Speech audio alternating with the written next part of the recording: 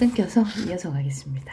자, 농사를 지은 것 중에 30%도 채 떨어지지 않아요.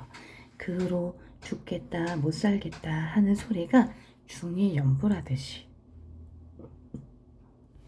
그들의 입길에 오르내리게 되었습니다. 자, 이 과정은 반드시 시험 문제에 출제가 됩니다. 남부여대하고 타처로 떠도는 사람만 늘고 동리는 점점 더 쇠진해 갑니다. 자, 언제부터요? 동척회사, 그러니까 일제강점기가 되면서부터 이런 일이 벌어집니다. 남부여대, 유리표박 이런 단어는 당연히 출제가 될 겁니다.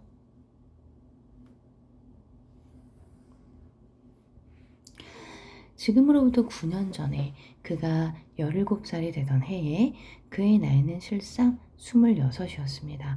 가난과 고생의 사람을 얼마나 늙게 하는지, 자, 외부 이야기의 화자, 나의 생각이 중간에 개입이 되죠. 17살 되던 해 봄에 그의 집안은 살기도 좋다는 바람에 서간도로 이사를 갔었습니다. 쫓겨가는 운명이어든 어디를 간든 신신하랴, 어디를 간든 좋을 일이 있겠는가, 서리적 표현이죠.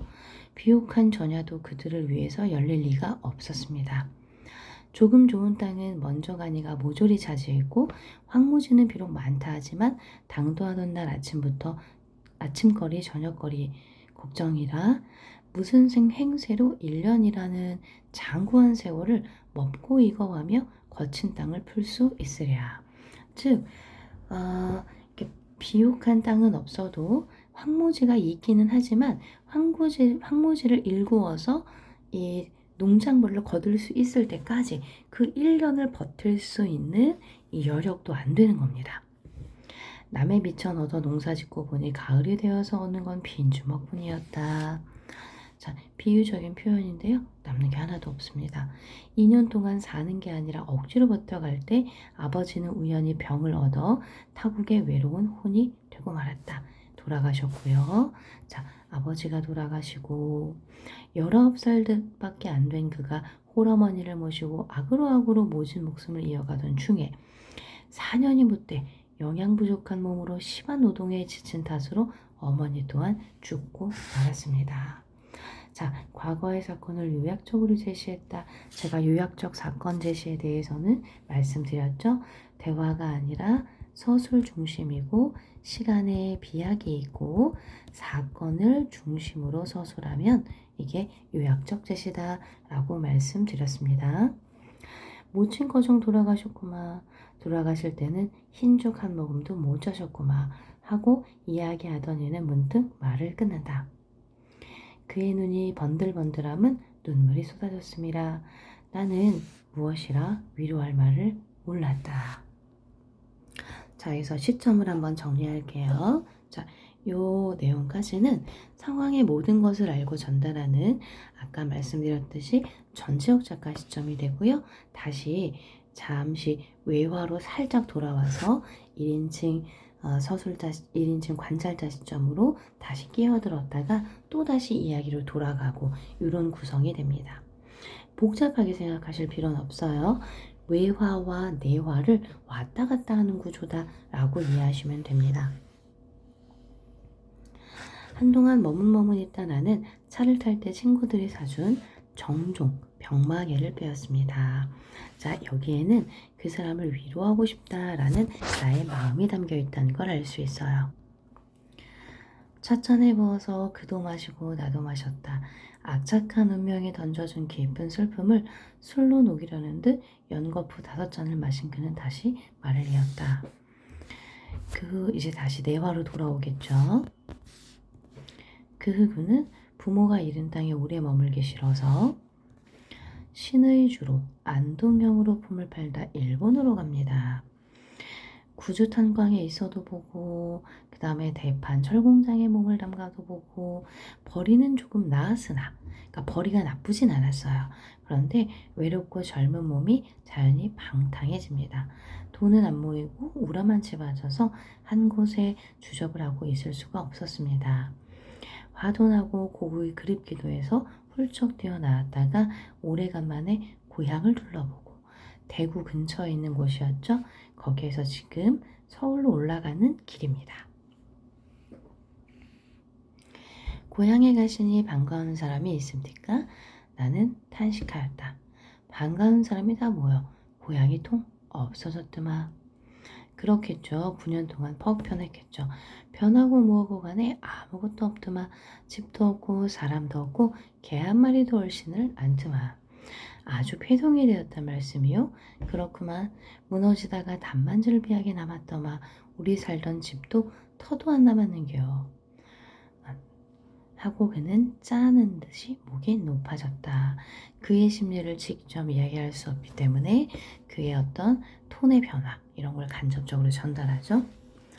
썩어 넘어진 젓갈에 주추 무덤을 파서 해골을 헐어젖혀 놓은 것 같더만. 세상에 이런 일도 있는겨. 100여 살던 동네가 10년이 못되어 통 없어지는 길도 있는겨. 당시 일제강점기 조선의 현실을 드러내는 대사라고 할 수 있겠죠. 한숨을 쉬며 그때 광경을 그리듯이 먼 산을 보다가 술을 마시고 가슴이 터지더만 가슴이 터져 하고 눈물을 흘립니다. 나는 그 눈물 가운데 음산하고 비참한 조선의 얼굴을 똑똑히 본 듯 싶었다. 그래서 바로 그라고 하는 인물이 당시 비참한 우리 민족을 상징하는 전형적 인물이다 라는 얘기가 계속 등장하는 겁니다. 이윽고 나는 이런 말을 물었다. 그래, 이번 길에 고향 사람 하나도 못 만났습니까? 하나 만났구만. 단지 하나. 친척 되시는 분이던가요? 이웃에 살던 사람이구만. 더욱 침울해진다. 여간 반갑지 않으셨겠죠? 반갑더만. 죽은 사람을 만난 것 같더만. 더구나 그 사람은 나와 까닭도 좀 있던 사람이라. 까닭이라니 혼인말이 있던 여자구만. 나는 놀란 듯이 벌린 입이 다물어지지 않았다. 그 신세도 내 신세만 하구만 하고 그는 또 이야기를 계속했다.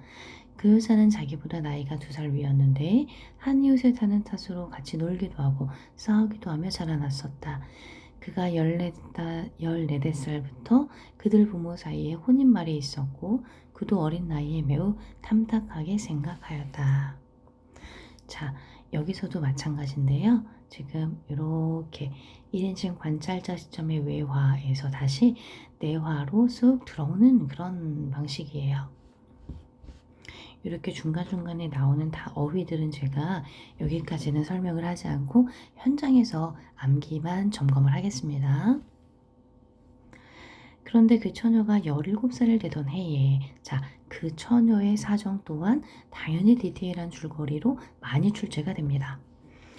벼랑간 간 곳을 모르게 되었어요. 알고 보니 아비 되는 자가 20원을 받고 대구 유곽에 팔아먹은 거예요. 성매매하는 곳에 딸을 팔았어요. 소문이 퍼지자 가족은 동네에서 못 살고 멀리 이사를 가고요.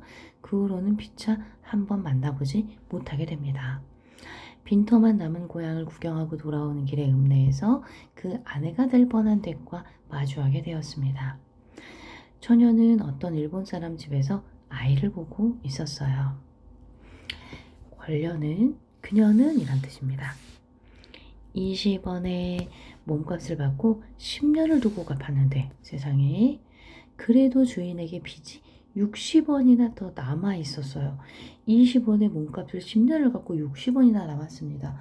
그간에 일어났던 일들이 짐작이 좀 되죠?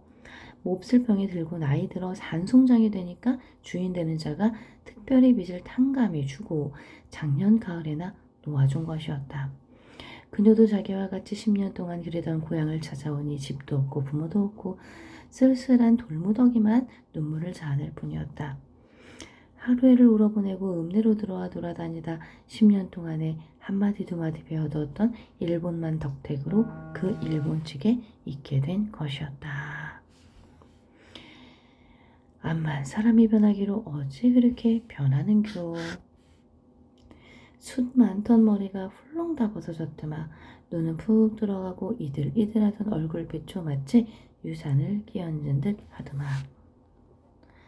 즉 그가 그녀를 만났을 때 그녀는 일본 사람 집에서 아이를 보고 있었습니다. 그리고 그 이전의 사연을 듣게 되었고, 결국 그녀도 하루에만 고향에 돌아와 하루에 동안 울며 보내다가 지금 그 집에서 일하게 된 사연이고요.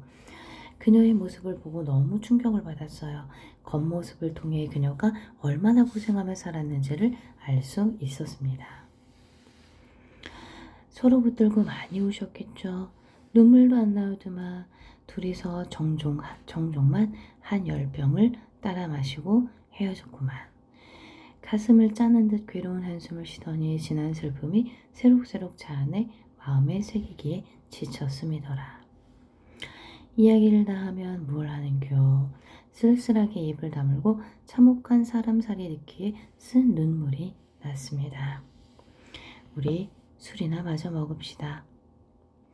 서로 주거니 받거니 한 대병을 다 마시고 취흥에 겨워 우리가 어릴 때 멋모르고 불렀던 노래를 읊조립니다. 자, 이 노래가 당시 사회상을 집약하고 한탄과 비판을 풍자적으로 드러내는 노래였다. 벼섬이나 나는 전토, 그러니까 비옥한 토지는 신장로가 되고요. 말맛이나 하는 친구는 감옥에 가고요. 담뱃대나 떠는 노인은 공동묘지에 가고요. 인물이나 좋은 계집은 유곽, 성매매 업소로 갑니다. 당시 일제강점기 조선인들의 처지와 현실을 담고 있는 노래라고 볼 수 있습니다. 이 소설은 이렇게 끝납니다. 학습 활동에 보시면 가장 포인트가 되는 게 첫 번째, 디테일한 줄거리 중요하다고 말씀을 드렸고요. 그가 어떤 경로로 살아왔는지, 그 다음에 그에 대한 나의 인식의 변화가 어떤 장면에서 확인이 되는지, 그 다음에 그라는 인물의 전형성이 어떻게 드러나는지,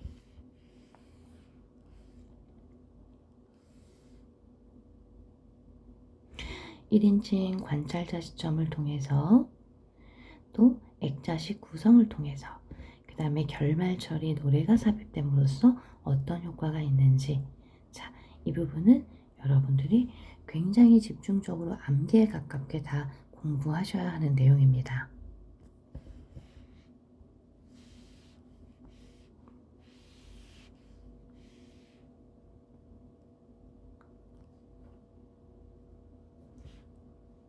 네, 그 다음에 시점에 관해서 1인칭 관찰자와 전지적 작가 시점에 관한 문제는 학교 수업 시간에 선생님의 설명을 듣고 참고하시고요. 왜냐하면 학교에 따라서 굳이 전지적 작가 시점이다라는 걸 말씀하지 않는 경우도 있습니다. 그래서 그 부분은 정리를 잘 하시고 맞게 대비를 하시고 나머지는 현장에서 질문 받겠습니다.